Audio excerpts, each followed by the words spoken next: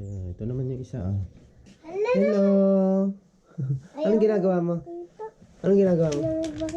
Nagdo-drawing? Sa'yo yan? Sa'yo yan? Sa'yo yan? Sa'yo yung tarotot? Ha? Apa. Hello. Hello. Ayan na. Yan. Si Gio. Ben, kasha pa ba sa ito? Apa. Ay, isa pa. Tarotot.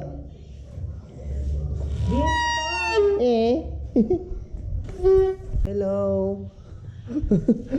Isa, premium. Hi.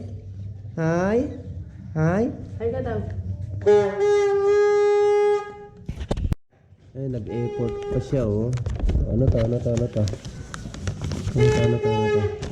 Yun, oh. I love you. Ang galing, ah. Tapos may rainbow pa, oh. My heart. Ay, may sulat. Ayan pa. May sulat pa siya, oh. Sorry, Papa. Yung birthday mo di ko na bigay. Kiss mo nga ako. Na, kiss.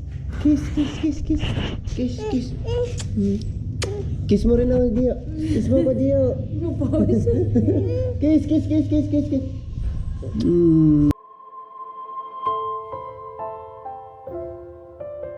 Sila ang dahilan kung bakit tayo nagsasakripisyo sa buhay.